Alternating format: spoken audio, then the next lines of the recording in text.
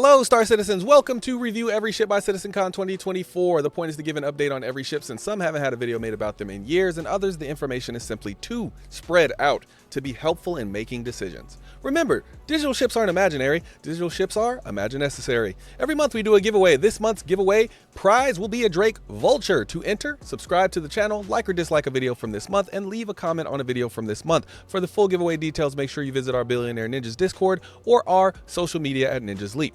Today, we begin a short feature. Well, we finish a short feature actually, where we are talking about Drake vehicles, and this is actually the end of our Drake interplanetary escapade, so to speak, and we will be going to the next manufacturer in the next video.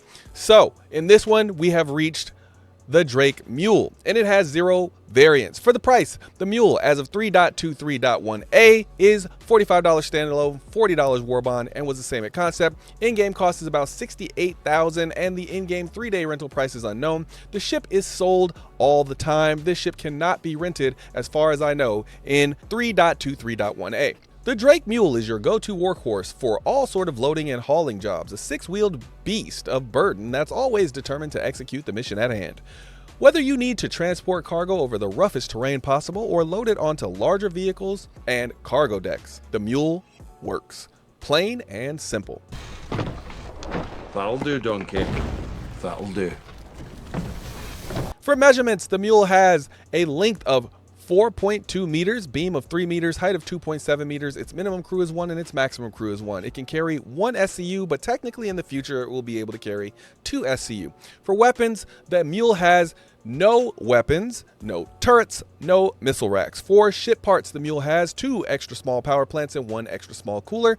The hull HP for the Mule is 5,800, which is the 3rd lowest of all in-game vehicles. The claim time for the Mule is about 3 minutes, expedited claim time is about 1 minute, and the expedited fee is about 1,000 credits. The Mule has a top speed of about 32 meters per second, which makes it one of the slowest vehicles in the game, but it's still faster than a PTV, Nova Tank, Ballista, and Centurion. But that's not saying much. This thing won't win many races. For special features and amenities, the Mule has a magnetic lift on the front capable of lifting 1 SCU boxes, but currently the feature is broken as of 3.23.1a.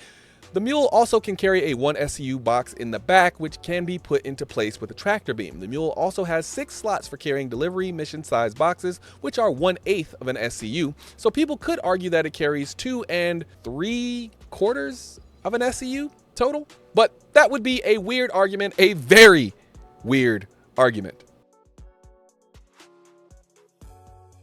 Let me start by saying I'm not the biggest fan of purchasing vehicles outside the game, with only a few exceptions. So almost always I'm going to suggest buying these in-game because they are so cheap. But I'm guessing in the future that will change, and I want these videos to still serve a purpose for people who don't think the same as I do. So I'll rate this as though they do have value as far as spending money. Now, it's time to rate this vehicle. My ratings, I rate from 1 to 10. My 1 is only buy if you have a unique reason that is specific to you, or because you like the looks of the ship. My 10 is basically if you have the money, this vehicle is almost guaranteed to be useful to you in the game.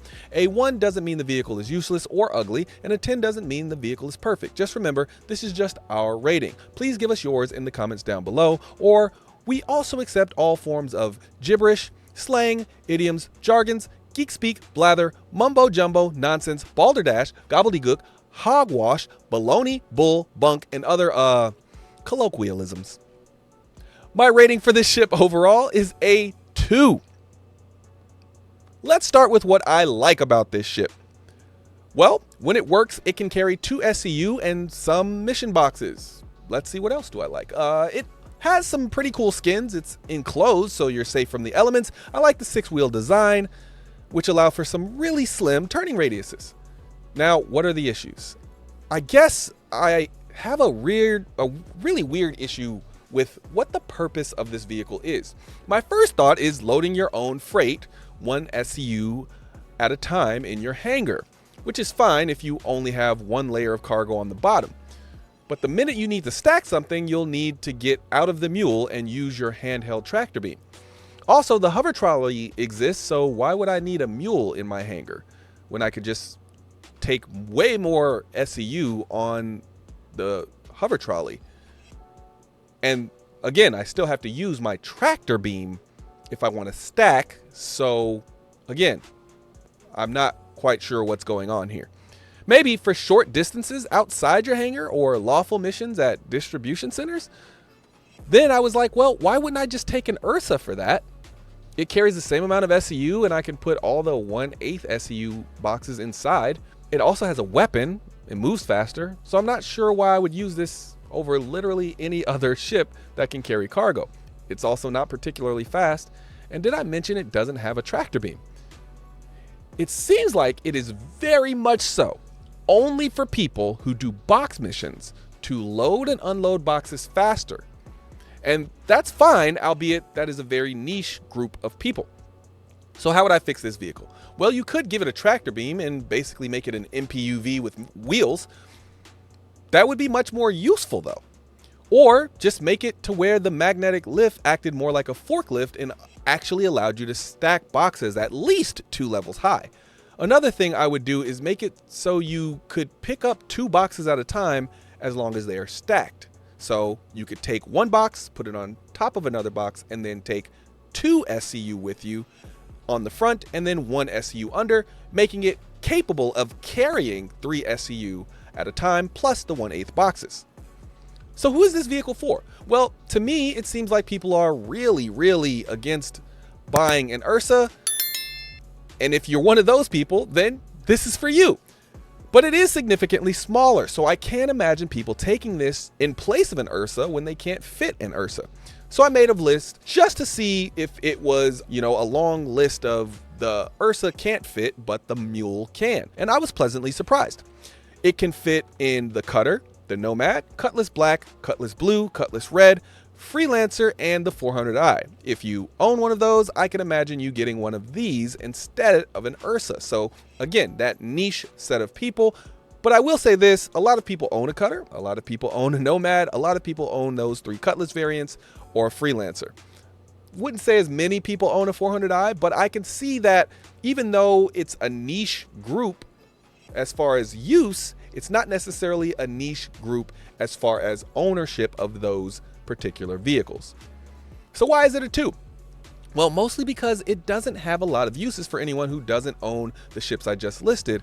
Well, at least not yet. It doesn't have its magnetic lift feature yet. Well, at least that I could get to work. I couldn't get it to work.